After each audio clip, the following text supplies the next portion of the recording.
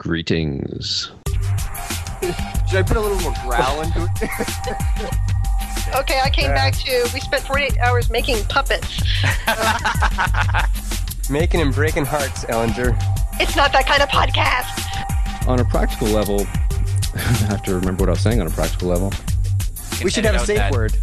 Armageddon! I guess we're maybe semi-proud of that. Welcome to Hide and Create, your online writing workshop. Welcome back to Hide and Create. This week we are going to look at how to craft compelling first pages. With me are my co-hosts, Diana Rowland, Moses Siregar, and Joshua Essoe.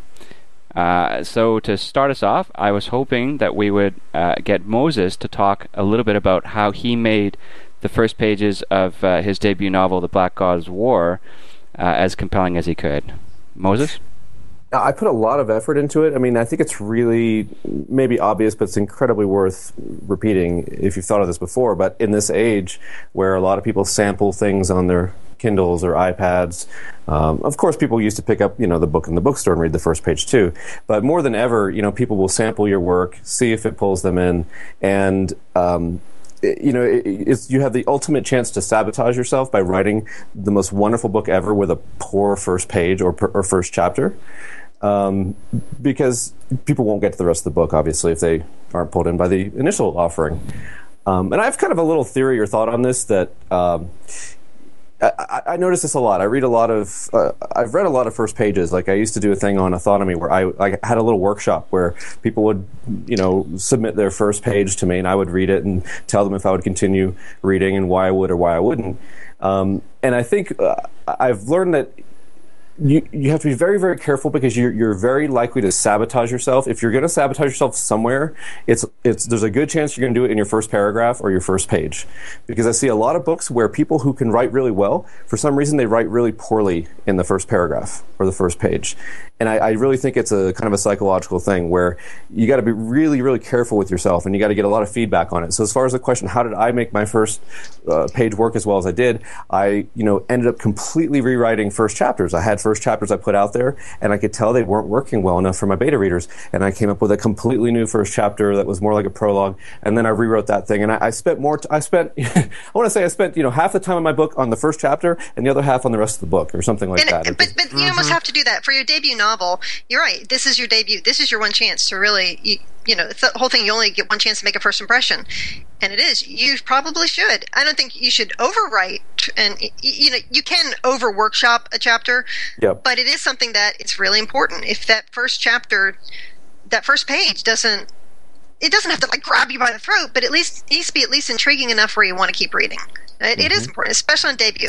Once you're, several books in, especially in a series, you can get away with a little less, okay, here's my first page, just because by then you have committed readers. But yeah, you should make that much effort. I agree. Yeah, reader trust is a big thing, right? If you don't have any readers, if you're trying to attract new readers, then you don't have that to rely on. So you need to present something compelling right at the very start, from the very first sentence, and then keep it going for as long as you can. Did you have any special process that you used for your latest novel, Even White Trash Zombies Get the Blues, Diana? Actually, the one that's coming out, on July 2nd, is White Trash Zombie Apocalypse. I think I rewrote the beginning of that one probably 6 or 7 times just to get the, get it set right, because you want to catch readers up with previous books somewhere in the first couple chapters, but you also don't want to bore people who've been reading. It's a little harder when you're further in the series. The one I had the easiest time with was Touch of the Demon. That was the 5th book in my Demon series, and it was easy because it was following right after a cliffhanger book. The end of the 4th book was a big old cliffhanger, and so I just picked it up right where the action left off. And, and so that was easy. It's like, okay, I looked at this bad guy, and okay, well, that was easy. Unfortunately, there are a lot of readers who are really mad at me about that cliffhanger, and I promised I would never do that again.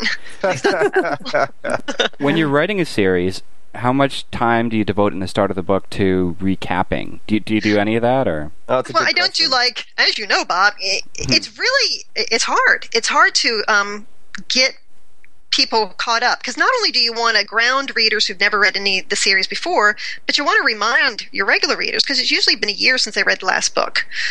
So yeah, you kind of have to you really have to work on it, and you work with first readers a lot, or at least I do, where you want to lay out the basics of the world without it being an info dump. You kind of do like casual references and do it in, break it up in like different conversations. Put one piece of information here, one piece over here, and have it in different areas. That way it doesn't feel so much like an info dump, and make it like a little more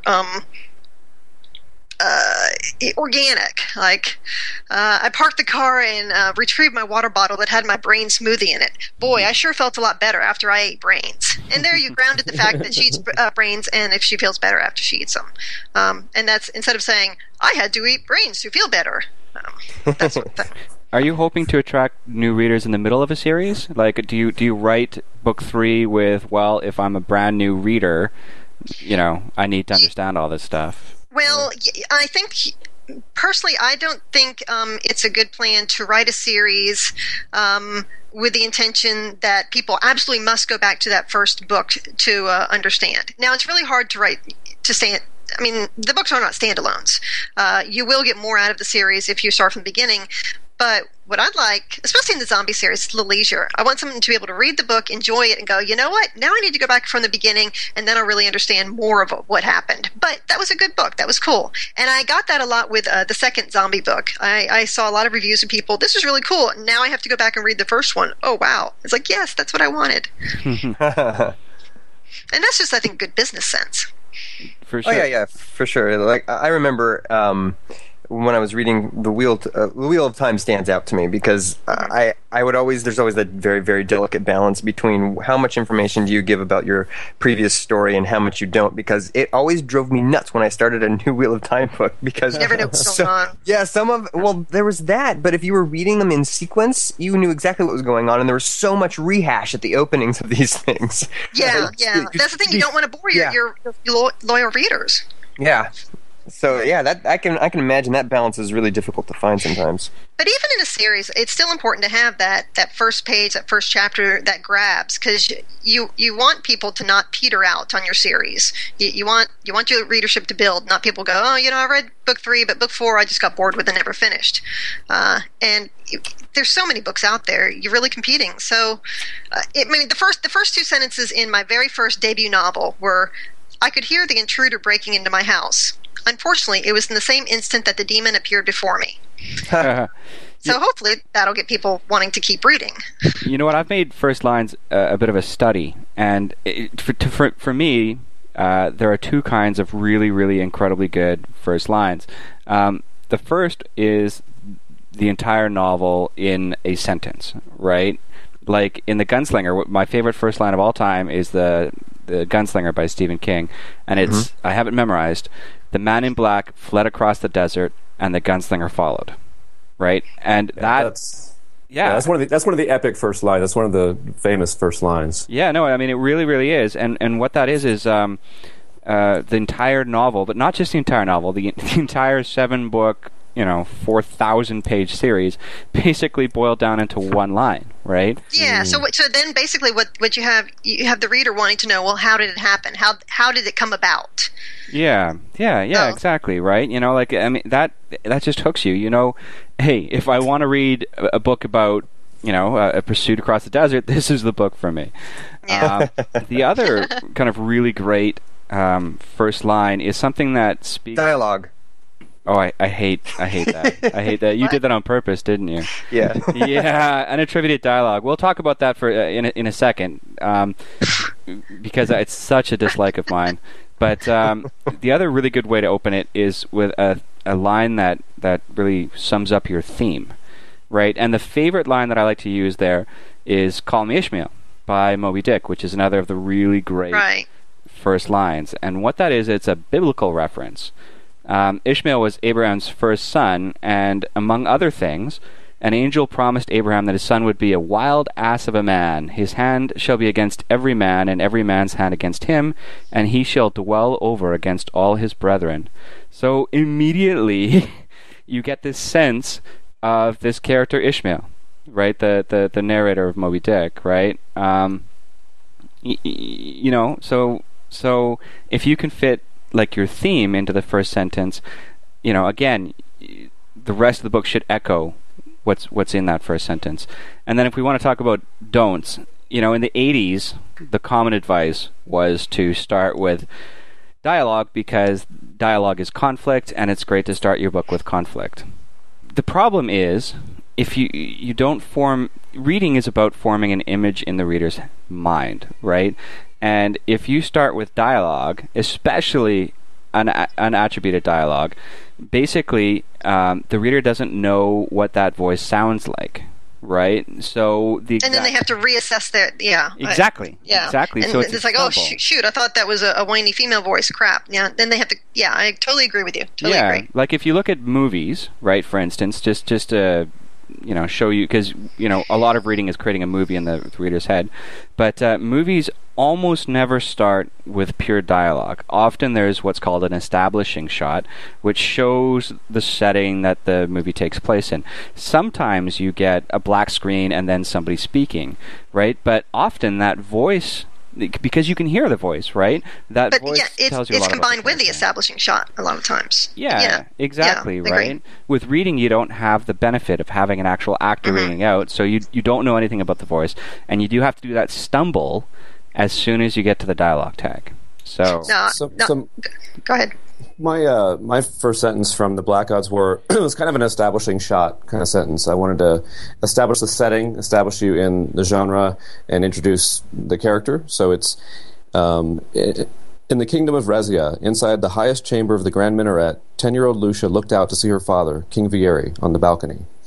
So I just wanted to ground you right away, and it's a fantasy setting, and it's almost starts off like a children's tale, But it does. You have granted. You know what the setting is. Yeah, that's good. Yeah, so that's lots of ways to skin the cat, but I wanted to do that, and I wanted to kind of bring you in with a sense of, here, let me tell you this story. In the kingdom of Rezia, it's I don't know. It's almost childlike, but I think it kind of pulls people in a little bit. Yeah, well, that's another thing that you want to do, I think, at least in the first page somewhere, is establish a compelling image in the reader's mind, right? Show them something that they've never seen before. Paint something really great that identifies your novel, kind of right in the first page. Right. Okay, like the beginning of my second my second zombie book, rather. The very first line is, so you hiding a body in there or something? And it's basically the guy who owns a storage unit wondering why the character is always has this big old chest freezer in her storage unit. See, that sounds like dialogue, but because you have just that one line. Yeah, it's just the one line, and then she goes on to describe this guy, and then goes on to explain why she has a chest freezer in her storage unit and how she stores stuff, what she stores in there. And so right in that first chapter, I've grounded the reader in the fact that she's a zombie, she has brains, she is kind of redneck, it's a white trash area, and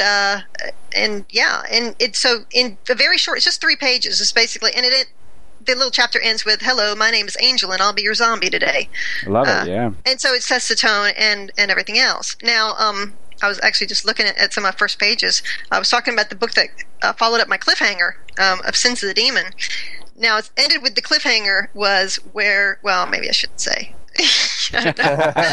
Spoiler alert. No, it's been over a year. I think the spoiler is over. Well, basically, the bad thing happens to her by a bad guy. Okay, here, we'll just do that. And so the first line is... Don't get so specific here. The first line is, I didn't whimper when the demonic lord placed the collar around my neck and sealed it closed. Ah. Nice. I love that, right? Yeah. That is instant conflict, but it's also a compelling image in the reader's mind. Like, it does so much, right? Yeah. So, Joshua, do you notice what for you is the difference? Like, you edit a lot of your clients' work, and I'm sure their first lines or first pages range from very good to not so good. Is there, a few kind of things that you can instantly tell it's going to be a good first page? Are there any giveaways for you? A commonality between good first pages? when I see a whole page filled with dialogue, I know it's going to be a really good story. That's personally one of my favorites. No, you guys have pretty much covered a lot of things that I look for when I'm starting a new manuscript. I think each scene has a responsibility to your plot to communicate an idea in a way that's exciting, that provides an experience and not a lecture. That's an important thing that I always look for. That's a good way to put it. I like that. I'm writing that down. It's good. I like it. Provide experience, not a lecture. We learn things from this podcast too. Yep. And I guess that really applies to all new scenes, but really especially your opening page. When you have a scene launch, you want it to pave the way for consequences in your plot to come, enable them to come to fruition. And each scene that you launch should be a reintroduction to capture your reader's attention all over again each time. Start with a scene by asking yourself a couple of key questions, like where are my characters in the plot? And if it's a later scene, where did I leave them? Where are they going? What are they going to do now? And what is the most important piece of information that I need to reveal in this scene? Basically, give yourself a focus when you start your scene. Great. Right. Great. So yeah, I've thought of a few things that I think I see a lot. One is you put a character in some peril, and no one knows who the character is, so they don't care. Right. That's a common thing that I think people do. It's like, oh no, he's fighting, and who the hell is he? Starting in the middle of a fight. That's the one I was going to talk to you about. Yeah, go on, Moses. Sorry, I just wanted to say a little hallelujah there. Exactly. We're cheering for you. Yes. Yes. So be careful with that one. Another thing I think is just generally an opening that is too slow. Like, not enough is happening. Whether it's too much description, almost a third point here would be just too much internal stuff going on for the character. Like, you don't necessarily want to just start a scene and just have the character just thinking over their day and what am I going to wear today, and like that's like you as an author slowly getting into your story, but you're subjecting your readers to your slow process of getting into your story. Don't do that. Cut that stuff out. Start with something active, something interesting, something dynamic, but in a creative way. So those are just a few things I thought of that were just classic opening mistakes. Yeah, definitely. Go ahead. To go hand in hand with that, I appreciate you letting me speak because I'll inevitably forget what I was going to say. To go hand in hand with that, what drives me bonkers is no name given. Right? They just go on with pronouns, he or she, or like a title, like the fighter did this. People do that. I hate that. It makes me crazy. Because you don't care about them, and you don't know how to set the mental tone. No, it's totally mental voice. It's totally impersonal. There's no way to connect with a character that's only called he or she. Right. Now, what I was going to say about Moses' stuff is it doesn't have to be action, like big things, things exploding or anything like that. It has to be interesting, though. It does have to be interesting. Whether it's a small little thing or a big thing, it has to be interesting. You can have a fight scene that's boring. I mean, I've heard people talk about a certain recent movie release where they said the ending fight scene just got boring. But like your stuff, Diana. I mean, you were starting with these kind of snappy one-liners that were like, "Oh, I'm interested." Like, "Oh, there's a body in there" or whatever. Yeah. It's like right away. That's a hook at least. That's interesting. Diana. Diana, you said this a couple of weeks ago, and I think I kind of debated you a little bit, but it's really kind of stuck with me. I think you said that fighting isn't conflict; it's the result of conflict. Yes. Right. So. That. Yeah. If you start with a fight, you're not starting with conflict. You don't know what the stakes are, so there's no conflict. Exactly. It's two people fighting. It's an action. It could be two dogs whacking at each other. It could be two cars hitting each other. It's not a conflict. It is an action. Yeah. But you can establish your conflict. You want to establish some sort of conflict in your first chapter. You want to set your characters and set why we should give a crap about them, and set your stage. and hopefully give a hook, something interesting that makes you want to know what's going on and why they are where they are. I started Sins of the Demon, which is the 4th book in the Demon series, with someone had recently taken a leak in the alley behind the Bolak Police Department. And so he's like, well, why is she behind the Bolak Police Department? And then it goes, why is she investigating pee? Exactly. And then it goes on to where she and her demon partner are doing this arcane thing, and then it goes, so set the stage that she can do this, then it's why she's doing it, and that sets the stage for stuff that happened in previous books. And so within the first, and then of course some big thing happens and they have to, do some actual action. But in that first chapter, set the entire stage, set the conflict, set the stage, set the stakes. Okay, something Orson Scott Card said and is very worthwhile. Whatever you think of Orson Scott Card, his instructional booklet, How to Write Science Fiction and Fantasy, is quite good, and I recommend it. Is that in the opening pages of your story, your novel, you're establishing a contract with your reader, right?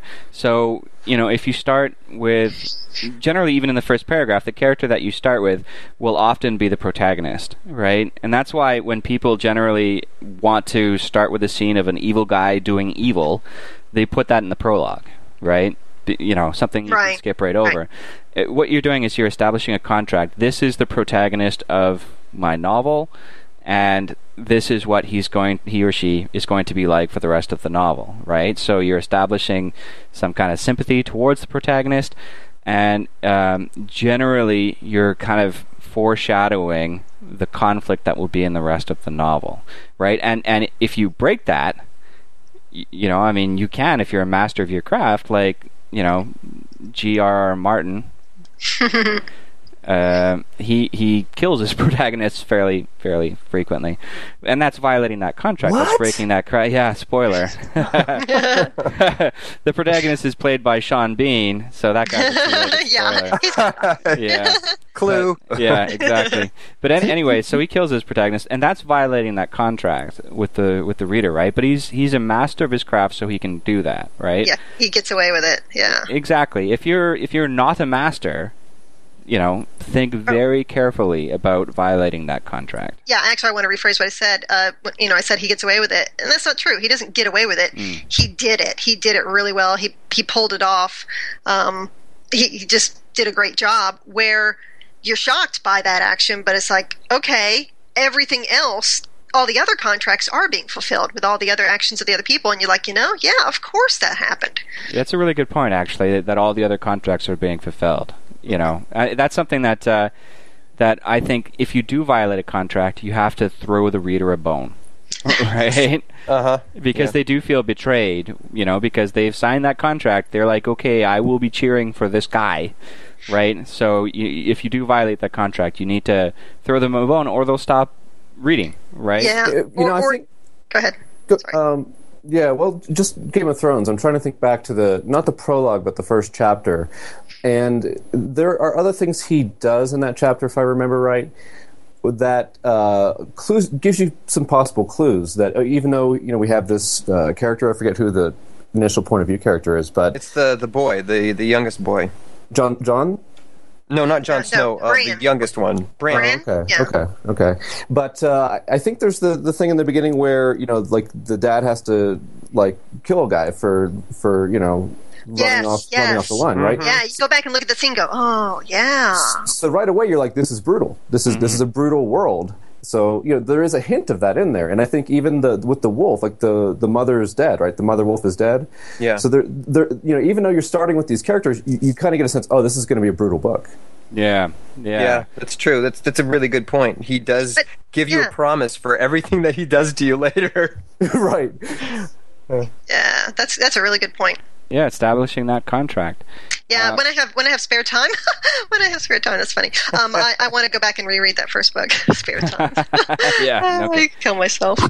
Joshua, has there been any times in any of your clients' work where you felt that they did violate that contract, and how did you address that with them? Oh yeah, absolutely. That's one of the things I really keep a close eye on. Is if a writer makes a promise, they have to keep that promise. They can't go around breaking them. And I do see that. I see that regularly. Almost every manuscript, there's at least one little promise or something like that that's broken.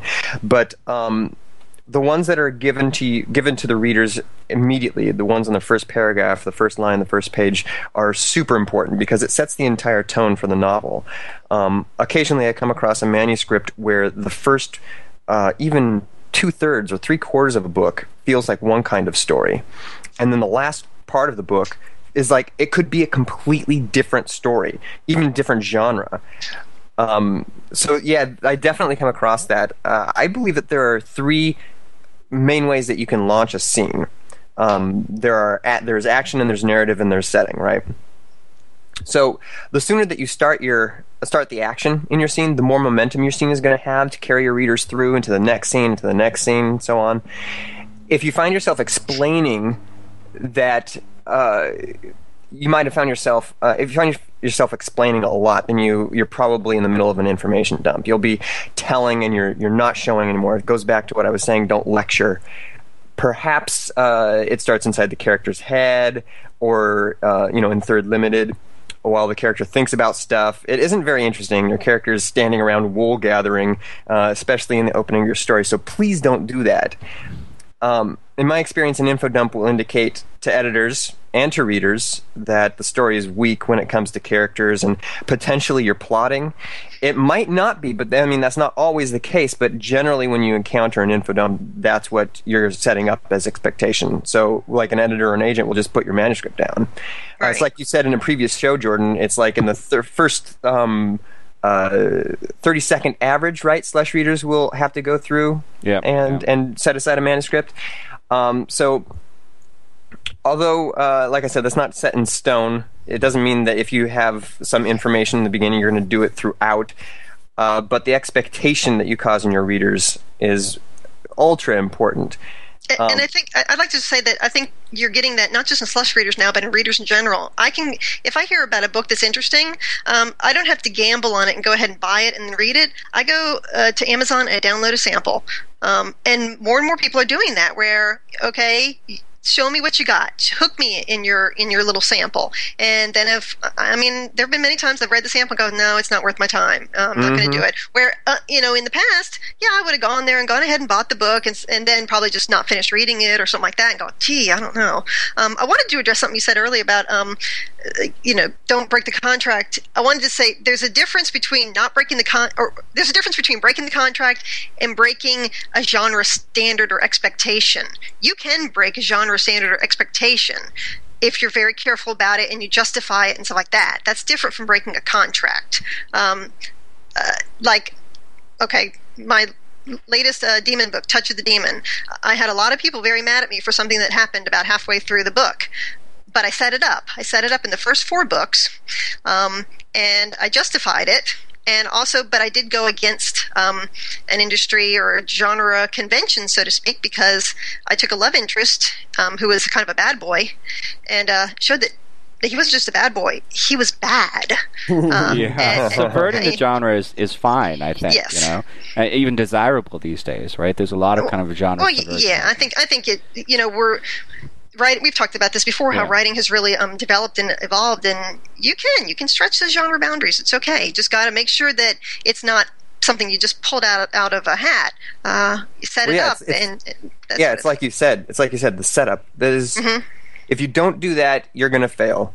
Right. You want to be the kind of thing where people go back to the previous books, and go, oh, you know what? Yep, she did set it up. Oh man, okay.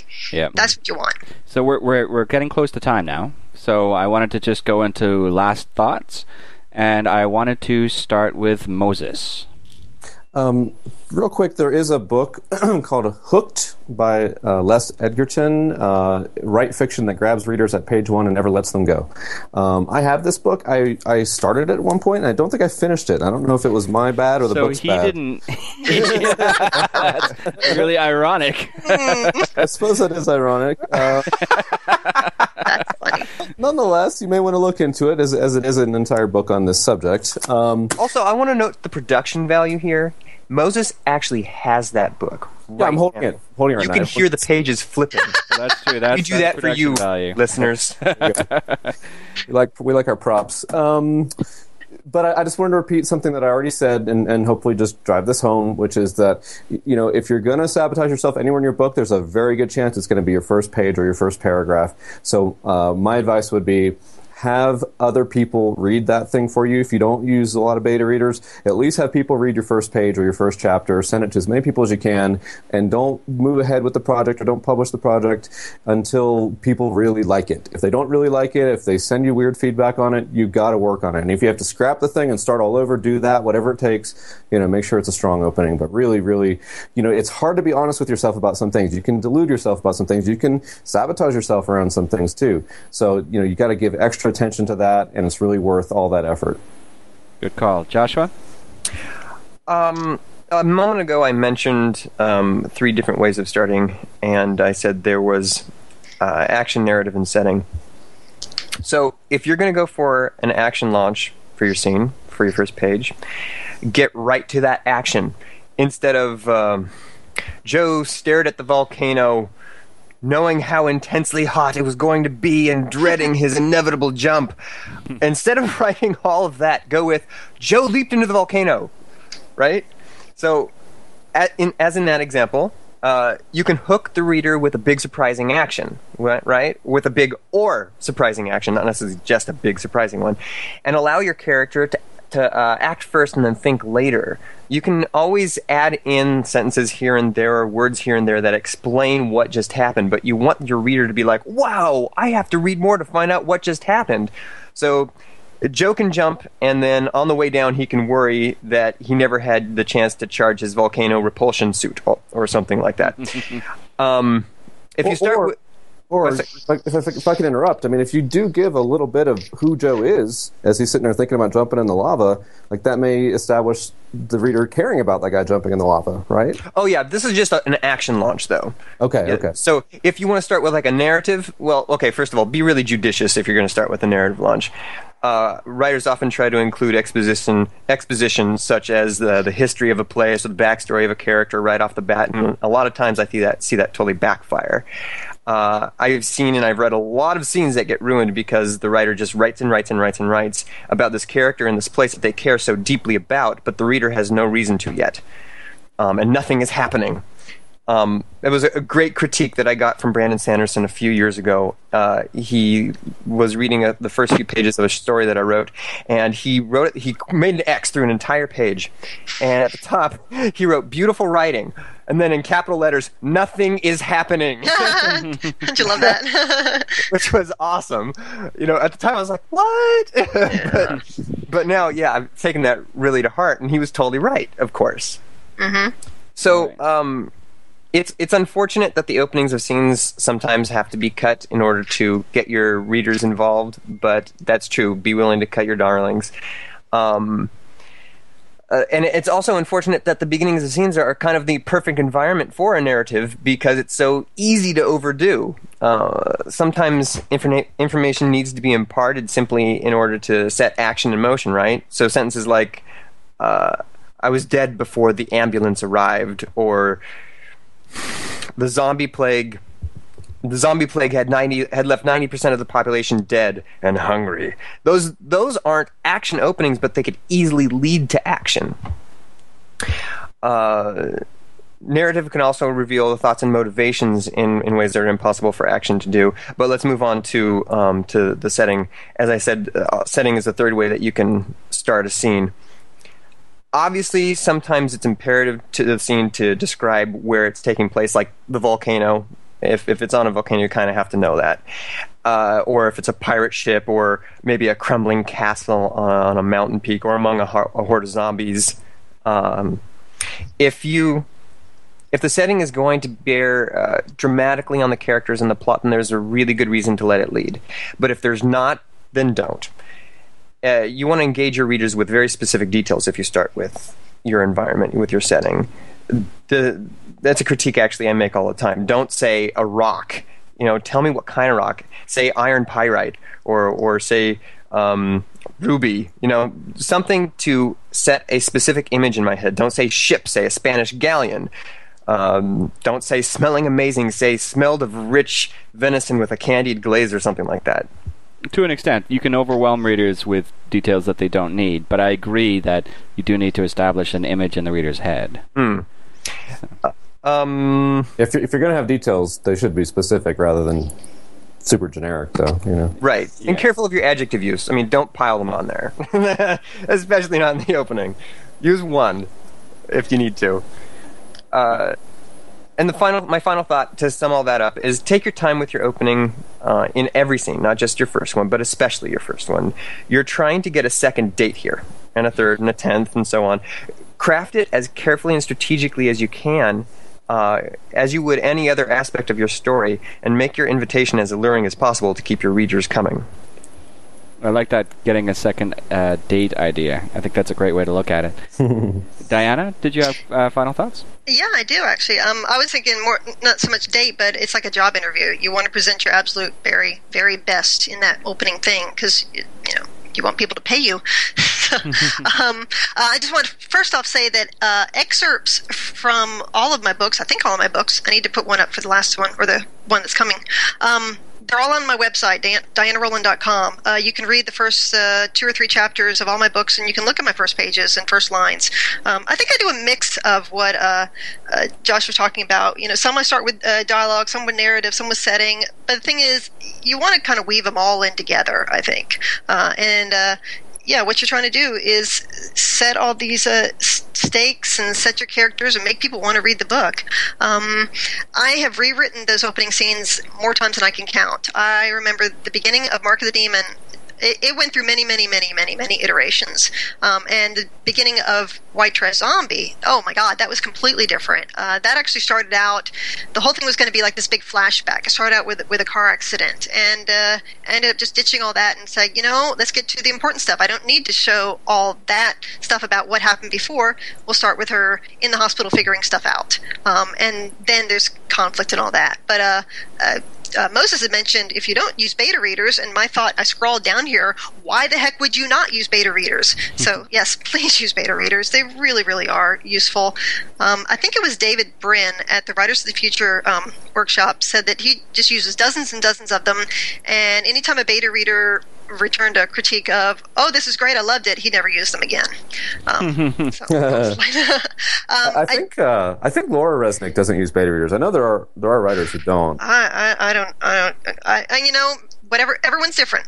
Everyone's different. But boy, I can't even imagine not using beta readers because I always think it's fantastic until I get the comments back and go, oh yeah, okay, yeah, okay. My final thing. There's this thing about you shouldn't start your book with someone waking up. And the reasoning for that is it wastes time. It wastes page space to get things going. So if you do it, there are exceptions. There are exceptions where it really works. But if you do have someone waking up at the beginning of the book, first off, just know that you're going to have an automatic thing from many readers or slush readers going, you're not supposed to do that. So you have to really, really pull it off. And second, please don't start your story in a dream. Please don't do that. Oh God, yes, that's even worse.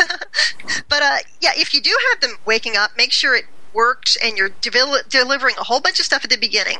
My personal favorite, best example of where it works is one of my favorite books of all time is Dragonflight by Anne McCaffrey. And I don't have the book in front of me, but I'm going to try and do the gist of it from memory. The very first line is, Lessa woke, cold. And then it goes... Right. Yeah, look, I read this book so many times. I read the covers off it. And then I remember it goes on to... colder than the stone she slept on, or something like that. And then it goes on to, this was a cold like the prescience she felt when Fax invaded her hold. So you have a lot of stuff set out right there. So it goes... I was close, right? Yeah, you're very close. Less awoke cold. Cold with more than the chill of the everlasting clammy stone walls. Cold with the prescience of danger stronger than the one 10 full turns ago. That had, and then it goes on for actually a few more lines, so I'll stop there. I'm sorry, but I win a lot of Anne McCaffrey fangirl points for that, because I did that out of memory. Yeah, no, that's pretty good. It is. It's a really, really gripping opening where, yes, she wakes up, but it just, right there, in that first couple of paragraphs, you know that she's in some horrible circumstance in clammy stone walls, and something horrible happened 10 years ago. So you want to keep reading and find out what's going on. For me, I guess your resident mercenary thought of the week, Bing, is in your first pages, think about your audience. Like, I mean, you do want to get a specific group of readers to continue reading your book, right? Every author has a group of readers that they're targeting and that they represent, right? And those are generally their readers. Think about the kind of reader that you want to read your book, and what would they like? What would get them to continue reading this book, right? So recommend it to their friends. Exactly. Wow. In like the first chapter, this cool thing happens. It's just amazing, and then it never stopped after that, right? Be specific, Jordan. Yeah. Well, no spoilers, right? So think about your audience a little bit. Like, I know that people don't generally like to sacrifice their art, right, for the sake of their readers, and I don't think you should do that either. But if you have a choice of, if you want to be paid for your art, well, sure, yeah, you are providing a service to readers who are giving you their money, so yes. Do try to think about your audience when you're penning those first pages. So that is about it. We look forward to seeing you next time for another exciting episode of Hide and Create. See you later. This has been another episode of Hide and Create. The show is produced by me, Jordan Ellinger. The site is edited by Joshua Essoe, and your co-hosts have been Diana Rowland and Moses Siregar. That music that you're listening to was written by Jason Donnelly. We can be reached at writingpodcastonline.com, where you can ask us questions and suggest topics for future shows. Thank you for listening. Now go hide and create something.